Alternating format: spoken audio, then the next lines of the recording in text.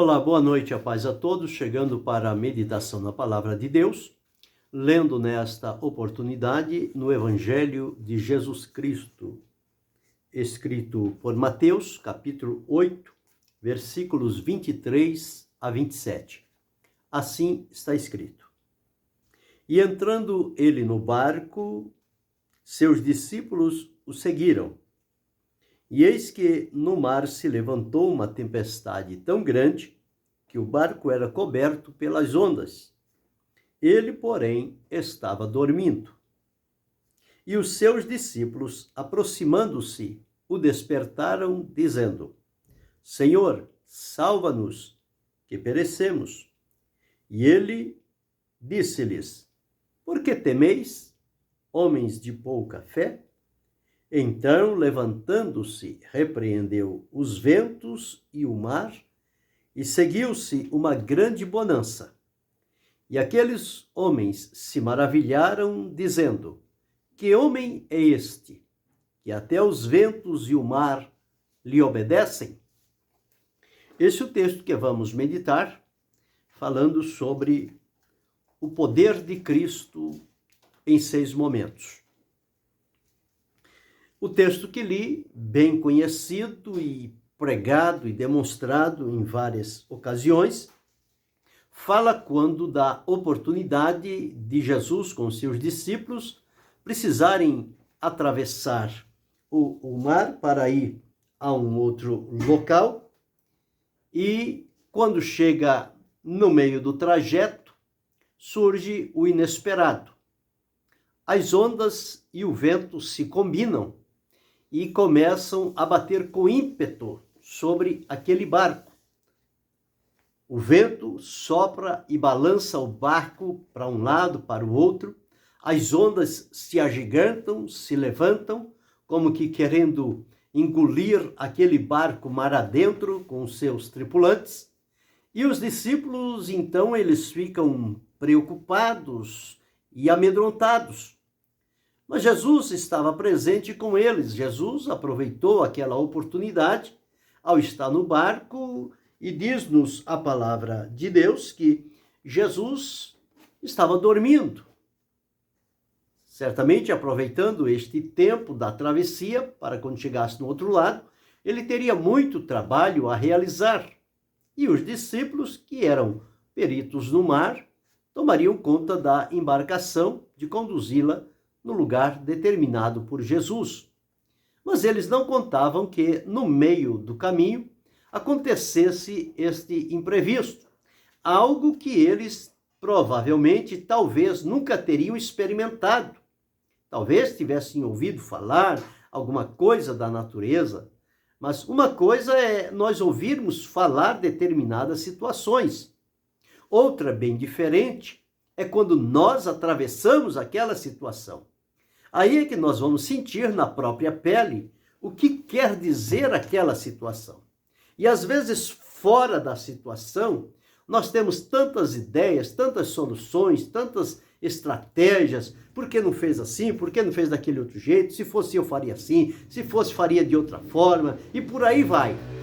Só que quando a pessoa está na situação, nada disso vem à mente dele. Essas ideias mirabolantes não vêm. E ele se vê pego de surpresa, pressionado, não tem como dominar o vento, não tem como dominar o mar, fica ali no barco, o barco corre perigo, a situação é difícil, o medo de morrer. Então são muitas coisas que vêm ao mesmo tempo e a pessoa só sabe a reação que tem no momento em que acontece a situação. Antes ela pode dizer que se acontecer, vai fazer isto, vai fazer aquilo outro, mas quando acontece é totalmente diferente. E aqui aconteceu. E eles então, com todas as forças, tentaram lutar, tentaram controlar o barco, ou as ondas, ou o vento, e nem uma coisa nem outra eles conseguiram, porque fugia ao controle deles. Eles não tinham esse controle. Mas estava com eles o Senhor Jesus, que tinha controle, tanto sobre o barco, como sobre a água, como sobre as ondas e sobre o vento. Então aquilo tudo para Jesus não era algo assustador, porque ele tinha em si e tem o poder. Tanto é que o testemunho dado a respeito de Jesus é que ele foi varão profeta, poderoso em obras e palavras. Então, o poder de Jesus sempre esteve à disposição para manifestar-se nos momentos necessários. E os discípulos de Jesus acompanharam todas estas situações quando Jesus se apresentava e com o mover da sua palavra e a ação do seu poder, como era que as coisas se comportariam. E eles tiveram várias experiências naqueles 3 anos que caminharam com Jesus. Era o aprendizado, era o discipulado, era o treinamento deles. E felizes foram aqueles discípulos por aquele treinamento que eles receberam de Jesus para depois enfrentarem a responsabilidade que Jesus colocaria sobre o ombro de cada um deles. Diferente dos nossos dias, que muitas das vezes as pessoas vêm a Cristo, passam um tempo servindo e logo alguém se lhe coloca diante de responsabilidades sem dar um treinamento, um discipulado, levar junto para fazer a demonstração, para que a pessoa adquira a maturidade, a confiança necessária em Deus, porque depois vai enfrentar várias situações e vai precisar saber como resolver diante delas, e para isso o treinamento é necessário. Mas as pessoas hoje não têm tempo para fazer o treinamento e nem as pessoas que são lançadas nas responsabilidades não querem receber o treinamento porque se julgam que já são autossuficientes. Eles sabem se virar, eles sabem resolver qualquer tipo de situação. E a realidade, a prática tem demonstrado que isto não é verdade.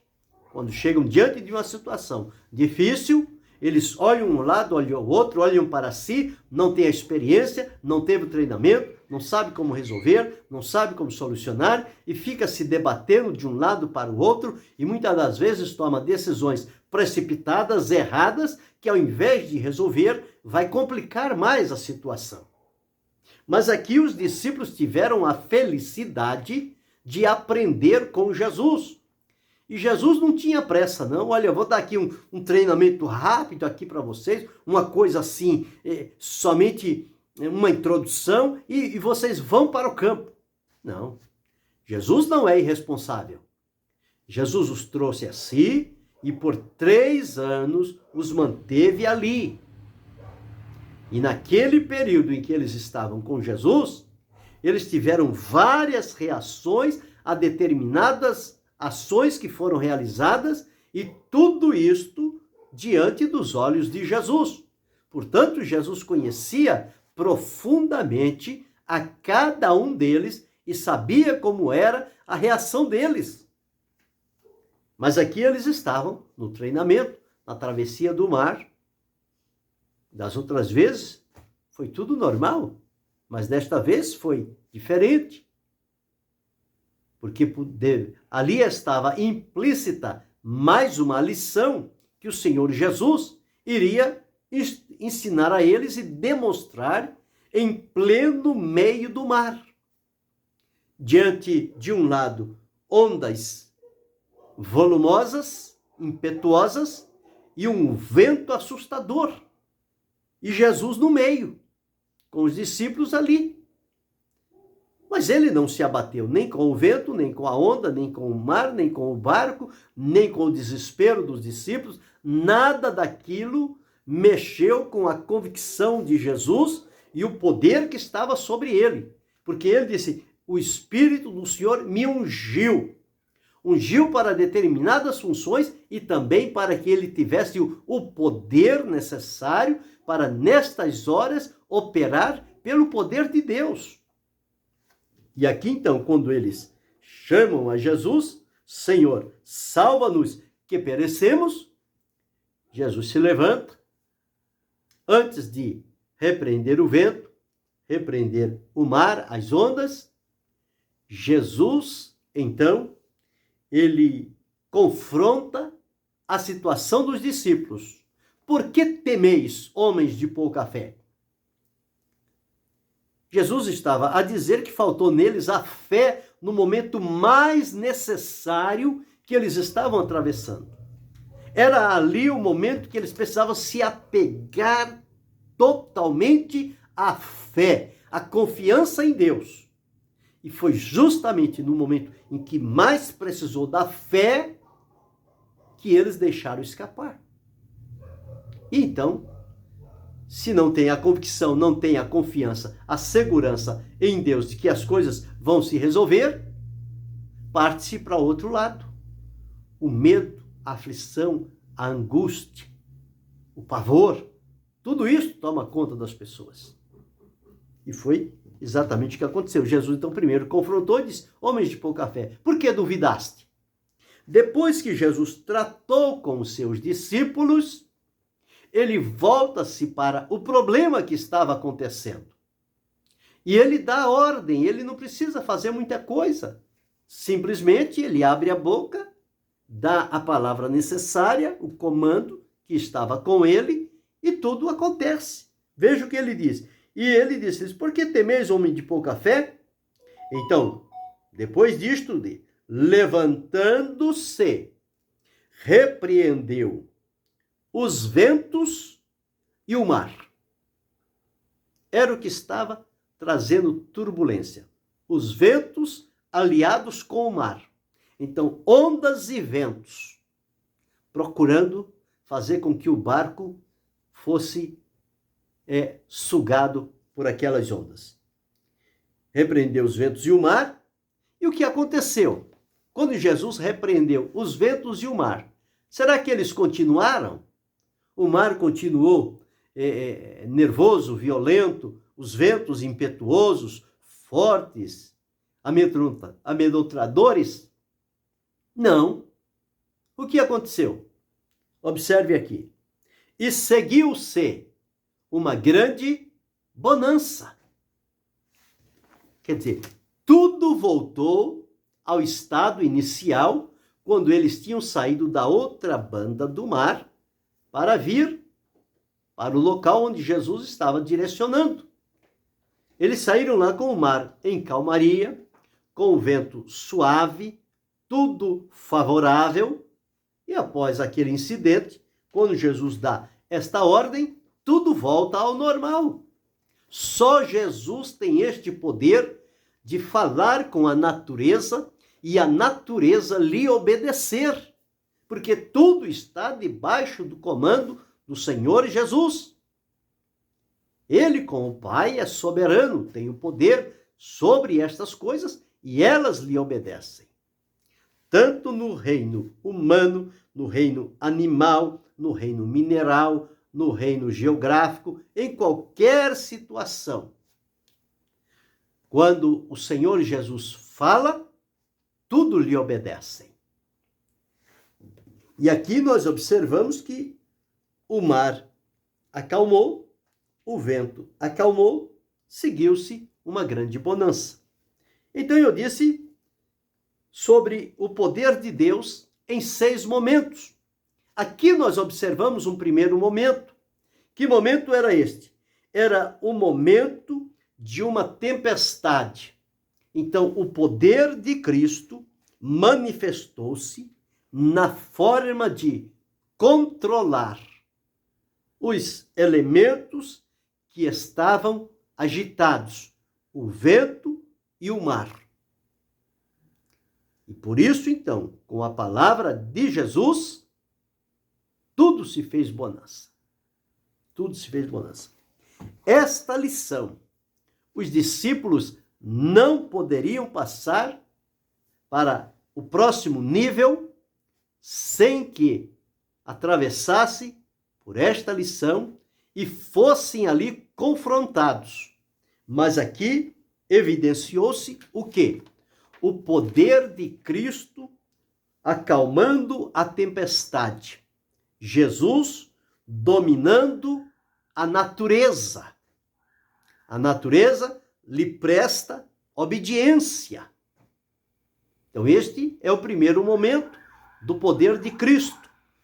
O segundo momento que nós encontramos na palavra de Deus é daquele momento quando alguém chega com uma pessoa enferma diante do Senhor Jesus, conforme está relatado no Evangelho de Jesus, escrito por Marcos, no capítulo 2, dos versículos 1 a 12, é o paralítico de Cafarnaum. Então, quando este segundo momento acontece, este homem, ele foi levado por pessoas que procuravam ver o bem daquele homem, aqueles 4 amigos que levaram esse paralítico, desceram ele pelo telhado diante de Jesus. Quando ele chega ali, ele é um paralítico. Ele estava precisando ali de uma cura. E veja como Jesus faz. Jesus estava ensinando. Quando o homem é colocado à frente de Jesus, Jesus para o seu momento e ele agora se volta para aquele homem e diz: filho, os teus pecados te são perdoados. E as pessoas ficam assim, como que? Que negócio é esse? Quem pode perdoar pecados senão Deus? E Jesus então entendeu: por que arrazoais os vossos corações? Qual é mais fácil dizer? Filho, perdoados são os seus pecados, ou levanta, toma a tua cama e anda. Para que saibais que o Filho do Homem tem na terra poder de perdoar pecados, disse ao paralítico: filho, os teus pecados estão perdoados. Levanta, toma a tua cama e vai para a tua casa. Então, observamos aqui uma coisa importante. O segundo momento é o poder de Cristo de perdoar pecados. Ele perdoará os vossos pecados. Foi a significação do nome Jesus. O seu nome será Jesus, porque ele salvará o seu povo dos seus pecados. Então ele veio para perdoar, para buscar e salvar o perdido, oferecendo a ele o perdão. Então, através deste perdão. Mas uma coisa interessante aqui. Jesus diz: para que saibais que o Filho do Homem tem na terra poder de perdoar pecados. Com esta expressão de Jesus, posso convictamente dizer que não existe vida em nenhum outro lugar fora da terra. Mesmo porque não existe nenhum lugar fora da terra. Deus criou céus e terra, somente. Nada mais que isso. E às vezes as pessoas querem trazer a confusão, dizendo que aqui está a terra, fora da terra tem um planeta tal, e tem outro tal, e tem mais outro tal, e que lá tem vida, e que lá pode futuramente haver lá a existência de pessoas, mas a Bíblia já deixou claro aqui que não. Jesus, quando diz: para que saibais que o Filho do Homem tem na terra. Então, as coisas de Deus, o plano de Deus é na terra. E da terra para o céu. Somente isto que está estabelecido no plano de Deus. Então, o poder de Cristo para perdoar pecados. Este é o segundo momento. Mas há um terceiro momento, quando encontramos lá no Evangelho de Jesus, escrito por João, no capítulo 11, que fala sobre Lázaro. Lázaro era aquele amigo particular de Jesus, ele juntamente com as suas irmãs, Marta e Maria, que moravam em Betânia. Jesus, sempre que passava por ali, tinha momentos de comunhão, de alegria com aquela família. Havia uma harmonia, uma alegria de ambas as partes, tanto de Jesus quanto deles. E chegou um momento em que Lázaro ficou doente, mandaram avisar Jesus. Jesus estava realizando o trabalho em outro lugar e demorou-se um pouco para vir. E quando alguém falou com Jesus, Jesus disse: não, Lázaro, o nosso amigo, dorme, mas vou despertá-lo do sono. E alguém disse: se dorme, o senhor está salvo. Então Jesus disse claramente: Lázaro morreu. e foi bom que eu não estivesse lá. E quando Jesus se dirige a Betânia, a casa de Lázaro, já fazem 4 dias que Lázaro morreu e 4 dias que ele estava sepultado. Jesus vai lá, compassivo, chora diante daquelas pessoas, tenta consolar tanto a Marta como a Maria, e depois ele vai ao sepulcro, aonde colocaram Lázaro. E quando Jesus chega diante daquele sepulcro, ele diz, tirai a pedra. Marta disse, Senhor, já cheira mal, pois é de 4 dias. Ele diz, não te hei dito que se creres verás a glória de Deus? Ou seja, a manifestação do poder de Deus? Então tiraram a pedra. Ao tirar a pedra, Jesus disse, Lázaro, sai para fora. E Lázaro saiu. Então aqui nós encontramos nesse terceiro momento o poder de Cristo para ressuscitar mortos. Ele ressuscitou a Lázaro, ele ressuscitou o filho da viúva de Naim. E isto é importante, é a manifestação do poder de Cristo em ressuscitar quem morreu. Então esse é o terceiro momento. O quarto momento é quando o Senhor Jesus teve aquele embate através da tentação, depois de ele ter sido batizado e ter sido colocado à disposição para iniciar o ministério. Antes, porém, ele foi levado ao deserto para ser tentado pelo diabo. E naquela tentação que o adversário procurou por 3 vezes atingir a Jesus e fazê-lo desacreditar do plano de Deus e aceitar a subjugação de Satanás, o Senhor Jesus o venceu com a palavra. Ele disse, está escrito, está escrito, está escrito. E com isto, o adversário não teve poder, ele deixou ali e se retirou. Não teve a oportunidade de dizer, eu venci a Cristo. Não, ele foi vencido por Cristo lá no momento da tentação, ele foi vencido por Cristo no momento da crucificação de Jesus, quando disseram, se tu és o Cristo, desce da cruz, salva a ti mesmo e a nós. Jesus não desceu, Jesus continuou ali. Jesus o venceu quando da ressurreição, que foi lá e tirou o poderio dele, a chave da morte e do inferno, arrancou-a e trouxe consigo. E finalmente o Senhor Jesus, pelo seu poder, há de vencê-lo quando lançar a prisão de 1000 anos e depois lançá-lo no abismo. Ele será eternamente vencido por Jesus. Então, o poder de Cristo sobre Satanás. Satanás não tem poder sobre Jesus. Jesus tem poder sobre ele. Que com Jesus está o poder. Ele foi revestido deste poder.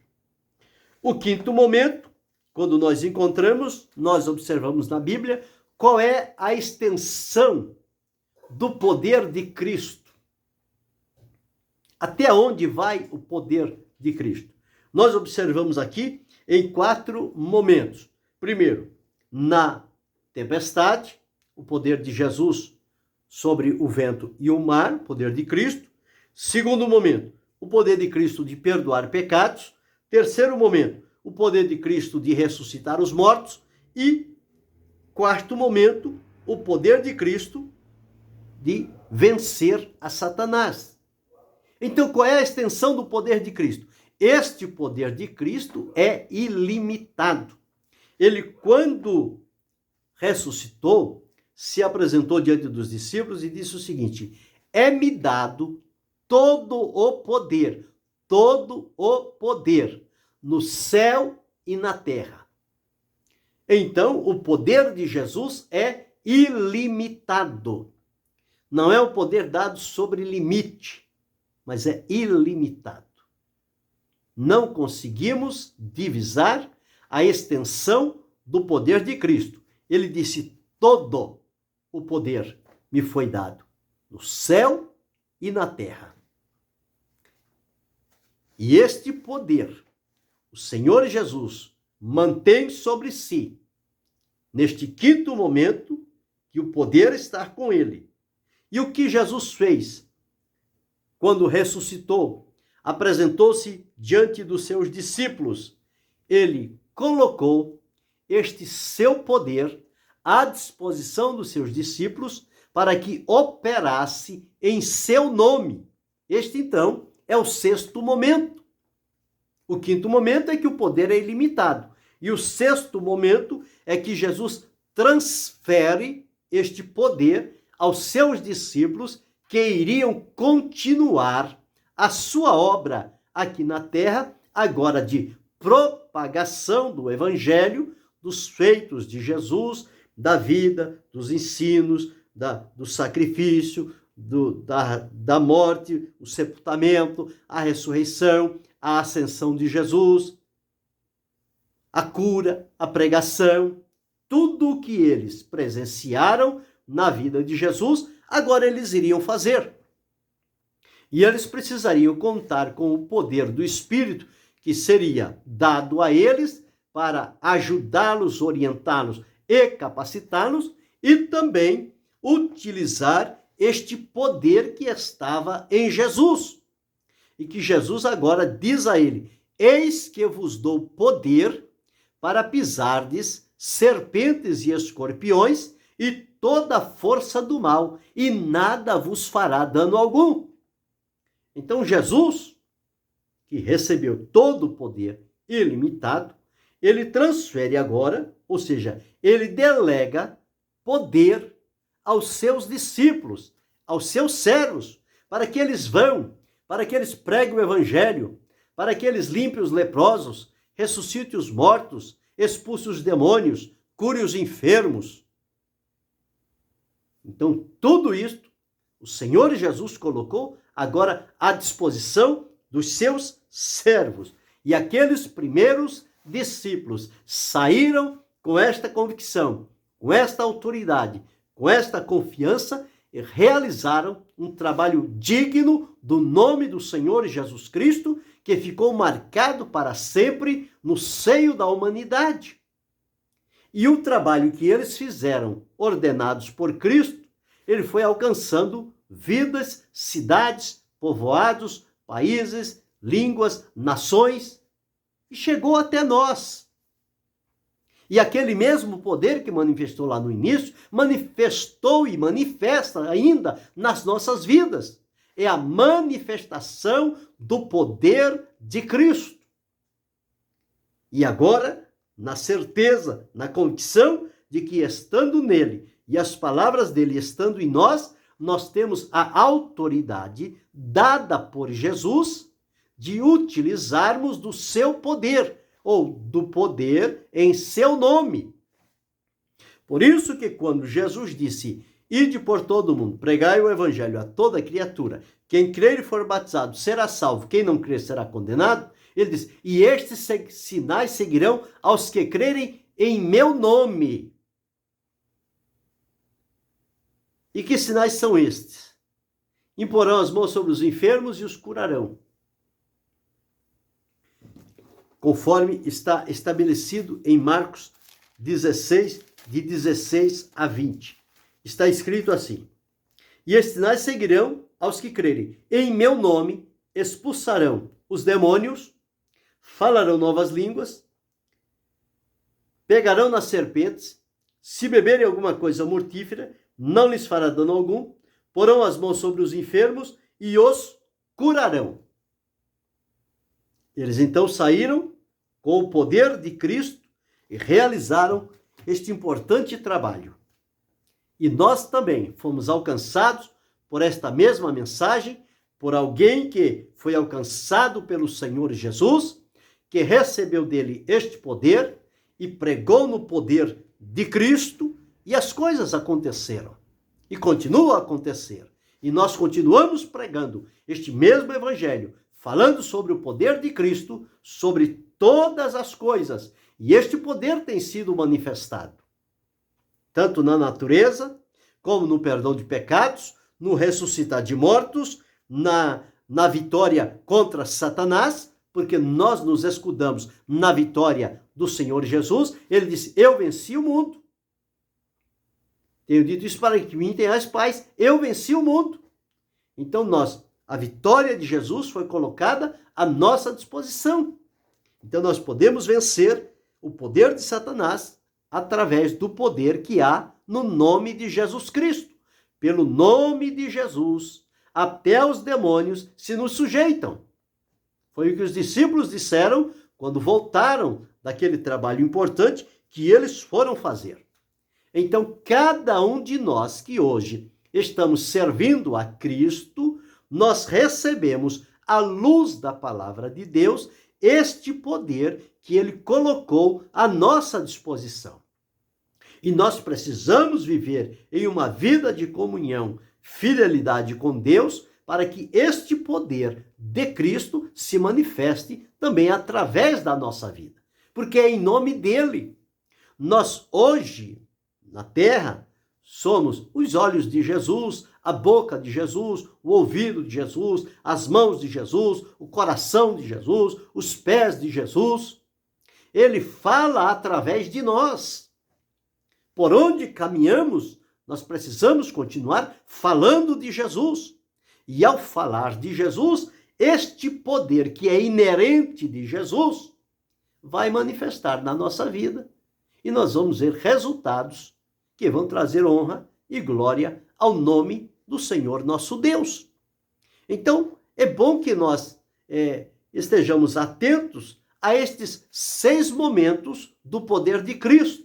E quando estivermos em situações similares a estas, nós vamos entender que Cristo deu o exemplo. Cristo praticou este poder glorioso e agora coloca à nossa disposição. Então, em nome dele, nós podemos fazê-lo. Porque quando é em nome dele, ele disse, o Pai concede. Então, acontece. Então, quais são estes 6 momentos do poder de Cristo? Primeiro, o poder de Cristo sobre a tempestade, sobre a natureza. Segundo momento, o poder de Cristo sobre o pecado, com o poder de perdoar pecados. O terceiro momento de Cristo, do poder de Cristo, na ressurreição de mortos, ao ressuscitar os mortos. O quarto momento do poder de Cristo, quando ele, defrontado com Satanás, ele o venceu unicamente pela palavra de Deus, porque na palavra tem o poder. A palavra é poderosa. O quinto momento, que o poder de Cristo ele é ilimitado.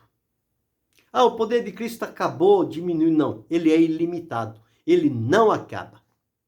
E o sexto momento, que este poder, o Senhor Jesus deu-nos a autorização de usar pelo poder que há no seu nome.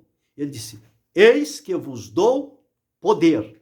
Então Jesus deu poder a mim, a você, a cada um de nós. E nós precisamos viver uma vida diante da presença de Deus, a semelhança de Jesus, que por palavras e por obras haja na nossa vida, no momento em que estamos vivendo aqui, a manifestação do poder de Cristo, seja na pregação da palavra, seja no ensino, seja na obra de orar por enfermos, de expulsar demônios, de limpar leprosos, de ressuscitar mortos, seja qual for a obra que o Senhor confiar a nós, que este poder de Cristo seja manifesto. E todas as vezes em que ele for manifesto, haverá resultados para a glória do nome do Senhor nosso Deus. Então, sigamos por este caminho, desfrutando, demonstrando este poder e fazendo a obra de Deus da melhor maneira que ele coloca diante de nós. E que Deus, em Cristo Jesus, continue a abençoar-nos, não só hoje, mas para todo sempre. Amém.